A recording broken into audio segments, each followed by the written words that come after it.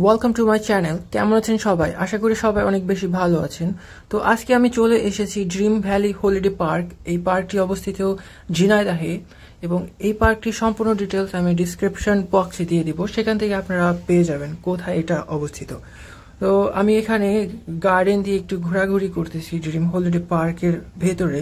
এখানে বেশ কিছু ফুলের বাগান রয়েছে, তবে এই ফুলগুলো আপনারা চিনতে পারবেন না। প্লাস বেশ কিছু স্ট্যাচুও রয়েছে। উড দেখতে পাচ্ছেন, এই উডটা আপনাদের একটু জুম করে দেখায়। এটা খুব সুন্দর লাগতেছিল, উটের উপর বাচ্চারা উঠতে পারবে। প্লাস এখানে কিছু পাবলিক রাইডও রয়েছে, যেটার জন্য আপনাদের কোনো টিকিট লাগবে না, কিন্তু জনসংখ্যা প্রচুর হবে, লাইনে থাকতে হবে। তো এই দোলনায় আপনারা যে কেউ উঠতে পারবেন উইদাউট এনি টিকিট।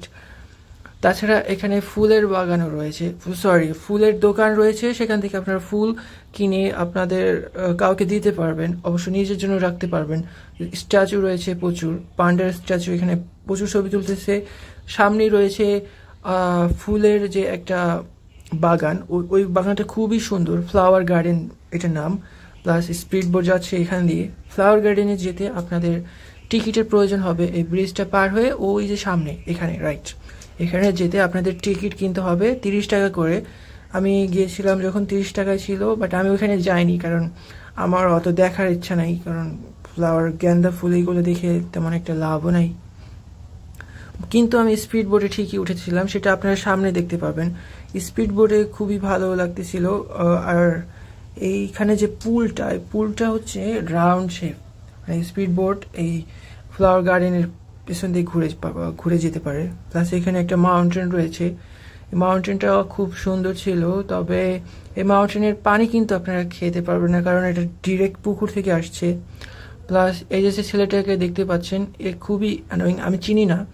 আমি জাস্ট বাগের উপরে একটু রিল্যাক্স করে বসেছিলাম, ওরে বললো ভাইয়া প্লিজ আমি একটু ছবি তুলি, তো ছবি তুলতে দিয়েছি ওকে।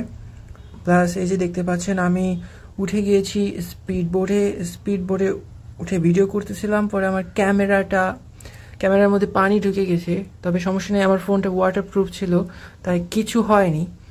এই যে দেখতে পাচ্ছেন আমি কিন্তু সঠিকভাবে ভিডিও করার চেষ্টা করেছি, তবে যাই হোক, ইটস ওকে। এই স্পিড বোটে উঠলে 100 টাকা লাগবে, 3টা চক্কর দিবে এই ফ্লাওয়ার গার্ডেন দিয়ে। 3টা চক্কর দেওয়া হলে এটা অবশ্য ওর্থ ইট। আমি একাই উঠেছিলাম, এদের কাউকে আমি চিনি না, তো একা উঠেছিলাম। প্লাস এখানে কিছু হুজুর খেজুর নিয়ে গবেষণা করতেছে, এদের কাজই এটা আমার মনে হয়। এটা আর্টিফিশিয়াল খেজুর, তারপরে ওনাদের একটা আকর্ষণ কাজ করেছিল। প্লাস আমি নাগরদোলাতে উঠেছিলাম বিকেলের দিকে, তখন তেমন কেউ ওঠেনি। হঠাৎ করে নাগরদোলাটি আটকে গিয়েছিল, আমি ভয় পাইনি, কারণ আমি জানি এরকম হতেই পারে, কারণ মেশিনটা খুবই পুরনো। তো আটকে গিয়েছিল প্রায় 5 মিনিটের মতো, তারপরে আবার অন হয়েছে। জানি না কি সমস্যা হয়েছিল। এই পাশেই রোলার কোস্টার, এখানে উঠতে 80 টাকা লাগে, আর নাগরদোলায়ও 80 টাকা পার পার্সন টিকিট। অনেকে অবশ্য নাগরদোলায় উঠলে ভয় পায়, তবে এইটাই উঠলে আপনারা ভয় পাবেন না, কারণ এটা খুবই আস্তে আস্তে চলে মনে হয়। এই যে তার সাথে একটা ডেঞ্জারাস রাইড, এই রাইডে সবাই উঠবেন না যাদের মাথা ঘোরায়। রাইডটা দেখতে অবশ্য মজাদার মনে হচ্ছে, বাট উঠলে আপনারা শেষ, আপনাদের মাথা ঘুরে আপনারা একদম শেষ, কোনো মজা নেই রাইডটার। অনেকে আবার ভয়ও পাবে একটু একটু। তবে এই রাইডটা তেমন একটা মজা না, আমি এই রাইডটা 10-এর মধ্যে 5 দেবো। আর প্লাস এই যে একটা রাইড, এটা তো খুবই ডেঞ্জারাস। এই রাইডটা উঠে পাগল ছাড়া কেউ না, কারণ এই রাইডটা আরও বেশি ডেঞ্জারাস। মানে এটা শুধু ঘুরতেই আসি, অসুস্থ করে দেবে মানুষকে।